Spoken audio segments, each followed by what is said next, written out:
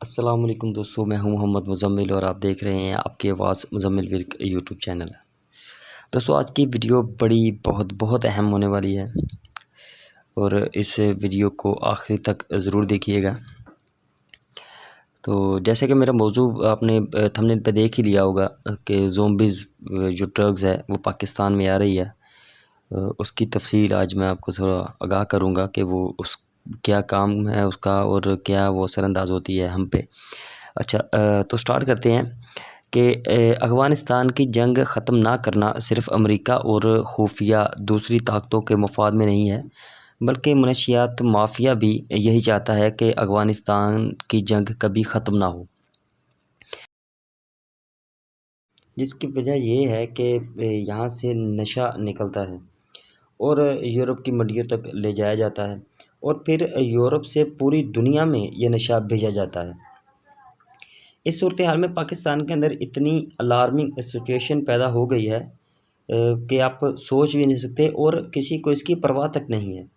ये माफिया इतना ताकतवर है, इतना ताकतवर कि हुकूमतों का तख्ता उलट कर रख दे। इसलिए दोस्तों से गुजारिश है कि वीडियो को लाइक करें, चैनल को सब्सक्राइब करें और बेल आइकन को ज़रूर प्रेस करें। पूरी दुनिया में अरबों डॉलर का कारोबार मनशियात से सालाना होता है और इस वक्त ये माफिया चाहता है कि अफ़गानिस्तान में तालिबान की हुकूमत कभी ना आए। अगर तालिबान की हुकूमत आई तो ये नशा बंद हो जाएगा।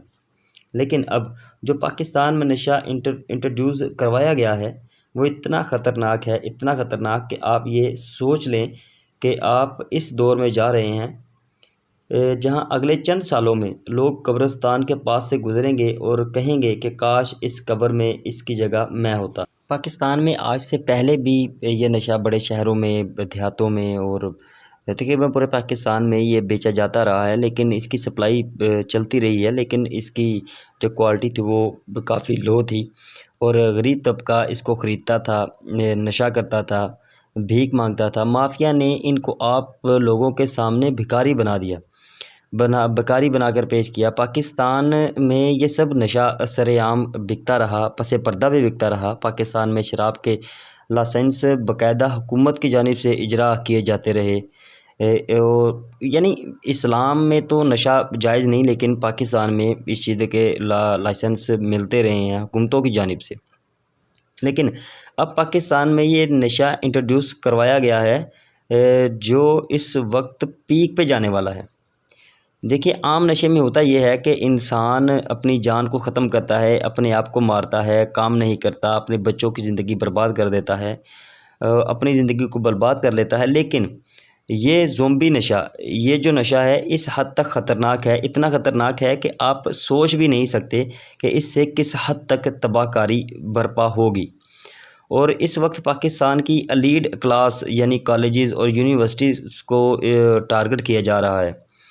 ये पाउडर, गोलियों और कैप्सूल की शक्ल में हज़ारों रुपए में मिलता है। लिहाजा ख़ास तौर पर ये जो नौजवान तबका है, यूनिवर्सिटीज़ और कॉलेज के लड़के और लड़कियां, इनको टारगेट किया गया है और इतनी तेज़ी से फैल रहा है कि इसमें होता ये है क्योंकि आप अब बहुत से लोग डिप्रेशन में हैं। ख़ास तौर पर जब से कोरोना आया है लोग अपने घरों में कैद हैं, कारोबार बंद हैं और कारोबार ना होने की वजह से बड़ा डिप्रेशन है और यही इनका तरीका वारदात होता है और इसी तरीक़ा से ये लोग अपना काम करते हैं। पहले लोगों को डिप्रेशन में मुब्तला करते हैं और दूसरी तरफ आपको ये नशा देकर लोगों को रिलैक्स करने की कोशिश करेंगे।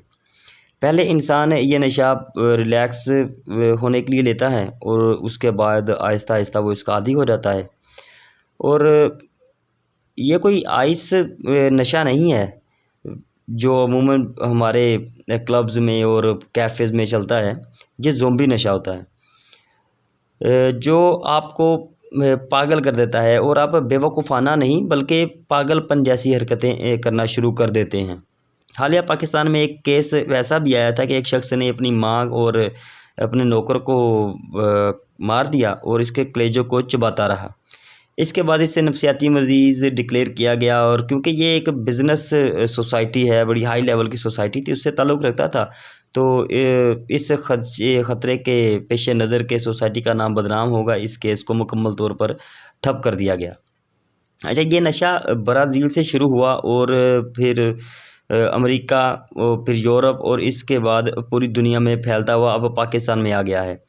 अब पाकिस्तान में अच्छा होता क्या है कि ये सबसे पहले एलीट क्लास को टारगेट करता है।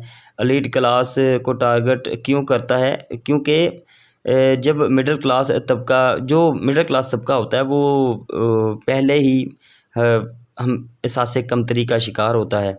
वो हमेशा एलीट क्लास और अपर क्लास बनने की ख्वाहिश रखता है और उनके ख्वाब हमेशा ही अपर क्लास जैसे ही होते हैं, लेकिन इनका खौफ जो होता है ना वो गरीबों जैसा होता है।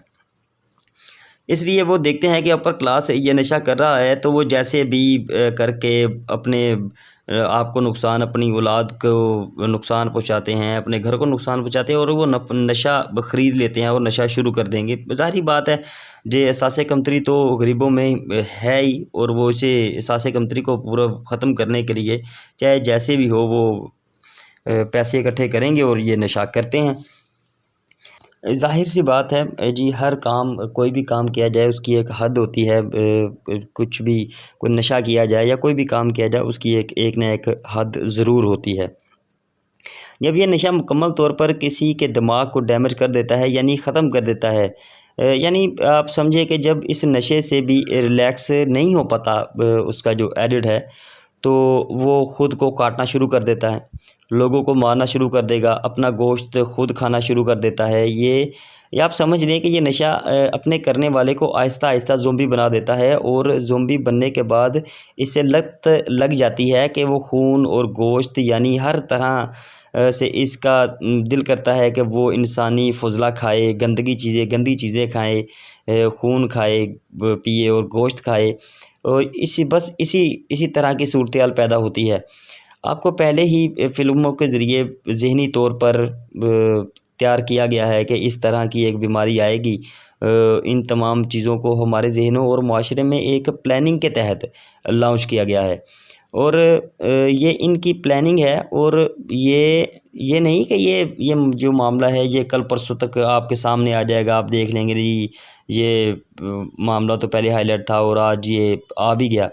ये बड़ा लंबा टाइम पीरियड होता है जिसे एक मुकम्मल प्लान के तहत और मुकर्ररा वक़्त के ऊपर ही लॉन्च किया जाता है और प्लानिंग के तहत ही आहिस्ता इसे हमारे अंदर लाया जाएगा।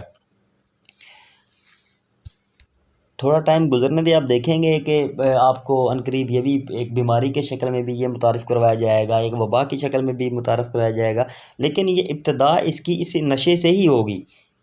दुनिया में हर तरफ तबाही बर्पा हो जाएगी और दुनिया के हर मुल्क में चंद लोग ही बचेंगे और बाद में इनसे कहा जाएगा कि आप इंजेक्शन लगवाएं, वैक्सीन लगवाएं और फ़लाँ टैबलेट यूज़ करें और ये एहतियात करें, वो एहतियात करें। ज़ाहिरी बात है इस नशे से जब अपनी सेंस ही खो देंगे तो आप नफसियाती मरीज़ ही आपको डिक्लेयर किया जाएगा।